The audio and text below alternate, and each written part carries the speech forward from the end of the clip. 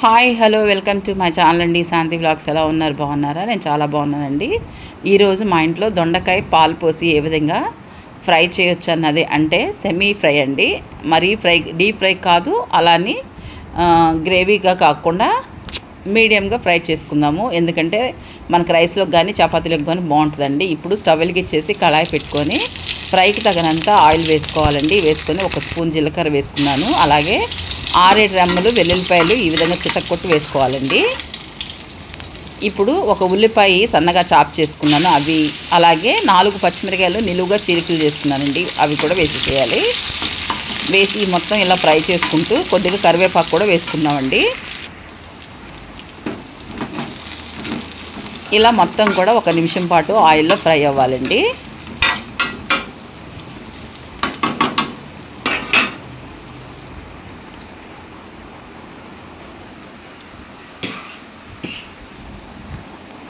ఇప్పుడు 1 స్పూన్ పసుపు, అలాగే ఫ్రైకి తగినంత సాల్ట్ అనేది యాడ్ చేసుకున్నాను. ఈ మొత్తం కలిసే విధంగా ఈ విధంగా కలిపేసుకొని మరొక నిమిషం ఫ్రై అవ్వనివ్వండి.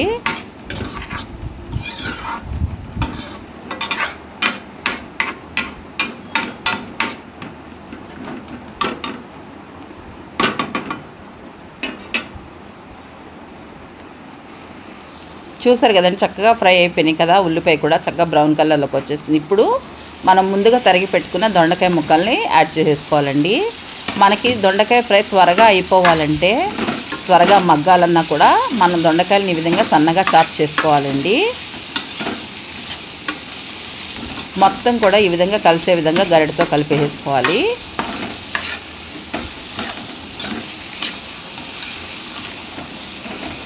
ఈ విధంగా మొత్తం మిక్స్ అయ్యేటట్టు కలుపుకొని చక్కగా మూత పెట్టేసి సిమ్లో ఒక 5 నిమిషాలు మగ్గనివ్వాలండి.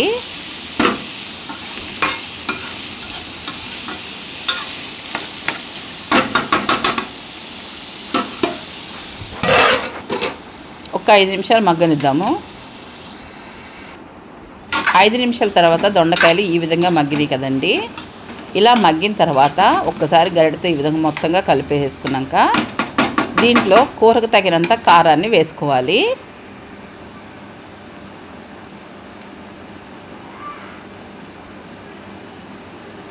నేనైతే 1 స్పూన్ కారం మాత్రం వేసుకుంటున్నానండి. ఎందుకంటే ఫ్రైలో ఎక్కువ కారం ఉన్నా బాగోదు కదండి మరీను. ఎందుకంటే మన ఇంట్లో చిన్నపిల్లలు కానీ పెద్దవాళ్ళు కానీ తింటూ ఉంటారు కాబట్టి కొంచెం ఉప్పు కారాలు తగ్గించి వేసుకుంటే బాగుంటుందండి.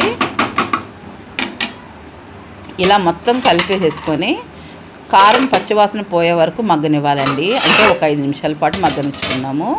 చూసారు కదండి, చక్కగా మగ్గిపోయింది కదా ఈ ఫ్రై అన్నది. ఇప్పుడు మనం పాలు అన్నది పోసుకోవాలండి. పావుసేరు పాలల్లో సగం ఉంటాయి కదండి, అంటే నవటాకు పాలు అంటారు కదా, అలాగా కొంచెం కాచి చల్లార్చిన పాలు తీసుకొని పోయండి. సరేనా? పచ్చి పాలు పోయొద్దు, కాచి చల్లార్చిన పాలు. మేగడ ఉంటే మేగడ కూడా వేసుకోండి. సరేనా? నేను ఈ విధంగా వేసానండి. ఈ మేగడ వేయడం అంటే క్రీమే కదండి, అదంతా మంచి టేస్ట్ వస్తుంది. సరేనా? ఇలా వేసేసుకొని చక్కగా కలిపేసేసుకోవాలండి. కలిపేసేసుకొని మూత పెట్టేసి ఈ పాలు అన్నది దొండకాయకి పట్టేసి ఎగిరిపోవాలండి. పాలు ఎగిరిపోయే వరకు మగ్గించుకోవాలి కూరని. మూత పెట్టేసుకుందామండి. మధ్య మధ్యలో ఒకసారి చూసుకుంటూ ఉండండి. చూసారు కదండి, 5 నిమిషాల తర్వాత చక్కగా పాలు మొత్తం కూడా ఎగిరిపోయినాయండి. ఈ విధంగా ఎగిరిపోయినాయి కదా. అంతేనండి, ఎంతో టేస్టీ అయిన కూర మనకి రెడీ అయిపోయింది. ఇది రైస్లోకి కానీ చపాతీలోకి కానీ చాలా చాలా టేస్టీగా ఉంటుందండి. ఇక స్టవ్ ఆఫ్ చేసి డిష్ అవుట్ చేసుకుందాము. మీకు నేను చూపించిన విధానం నచ్చిందండి. నచ్చితే మీరు కూడా కంపల్సరీగా ట్రై చేయండి అండి. ఒకసారి ఎలా వచ్చిందో నాకు కామెంట్ రూపంలో నాకు తెలియచేయండి. సరేనా? చాలా ఎమ్మీగా ఉంది కదండి కూర. సరే, నేను చెప్పిన విధానం నచ్చితే like and share and subscribe my channel అండి. Thank you watching for video.